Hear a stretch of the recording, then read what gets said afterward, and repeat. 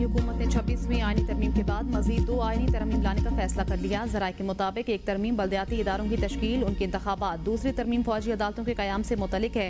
दोनों तरमीम की मंजूरी तक कौमी असम्बली का इजलास जारी रखने का फैसला। 26वीं आईनी तरमीम में JUI की हिमायत हासिल करने के लिए फौजी अदालतों के क़याम वाली शिक निकाल दी गई थी। मखसूस नशिस्तों पर बहाल होने वाली ख़वातीन अरकान असम्बली दोनों आईनी तरमीम के हक में वोट देंगी। बैरिस्टर अकील कहते हैं, इस वक्त फौजी अदालतों की कोई बात नहीं हो रही, फौजी अदालतों के हवाले से काम शुरू नहीं हुआ।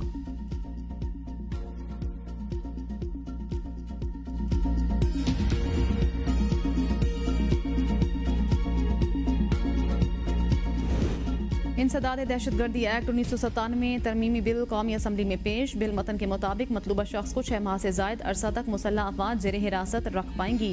इन मामलात की इंक्वायरी के लिए JIT बनाई जाएगी। JIT में पुलिस का सुपरिटेंडेंट रैंक अफसर और दीगर हुकाम शामिल होंगे।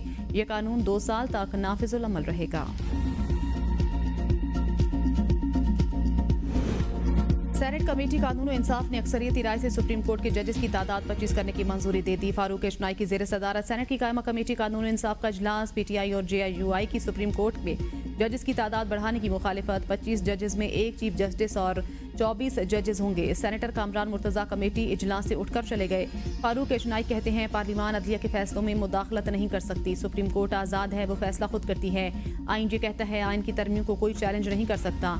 आइनी बेंचेस में सुप्रीम कोर्ट के ही जजेस होंगे। Supreme court practice and procedure तरमीमी ऑर्डिनेंस 2024 सेनेट में पेश। मुतल्लिका कायमा कमेटी के सपोर्ट सेक्शन 2 में शामिल ज़ैली शिक के तहत कमेटी में चीफ जस्टिस के अलावा एक सीनियर तरीन जज और एक चीफ जस्टिस पाकिस्तान का नामजद करदा जज शामिल होगा। सेक्शन 3 की ज़ैली शिक के 2 के तहत और आर्टिकल 184 की शिक 3 के तहत समात से कबल मुफादआमा की वजूहात देना होंगी।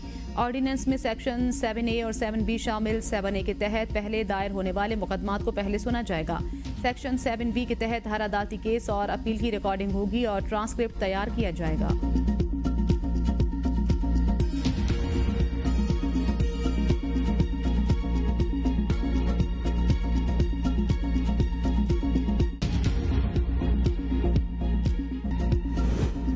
नवंबर से शुरू होने वाली तहरीक का मिशन बानी PTI की रिहाई। रऊफ हसन कहते हैं, बुकला तहरीक में PTI का कोई अमल दखल नहीं। आईनी तरमीम के लिए लोगों को अगवा किया गया और कैद में रखा गया। 8 नवंबर को पेशावर में नहीं, सवाबी में जलसा है, जहां से तहरीक शुरू होगी। बैरिस्टर सैफ ने कहा, बानी PTI कह चुके एस्टेब्लिशमेंट से राब्ते के लिए तैयार हूँ। बानी PTI की रिहाई जमहूरियत की बहाली में अहम फैक्टर। बानी PTI की रिहाई जमहूरियत को पटड़ी पर डालने का हिस्सा। केसेस बनाने वालों को पता चल गया, बेबुनियाद केसेस का फायदा नहीं। जिद्दोजहद में अली अमीन गंडापुर के किरदार को नजरअंदाज नहीं किया जा सकता। रियलाइजेशन की वजह से अंडरस्टैंडिंग हो रही है, डील नहीं हो रही। बानी PTI डील नहीं, लीड करेंगे।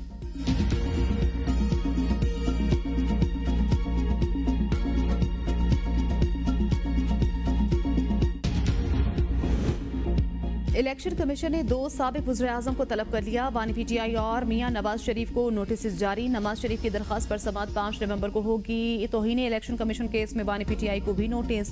काज लिस्ट जारी। नवाज शरीफ ने आईनी तरमीम में पार्टी पॉलिसी के तहत वोट न डालने पर आदिल बाज़ई के खिलाफ 63A के तहत रेफरेंस भेजा।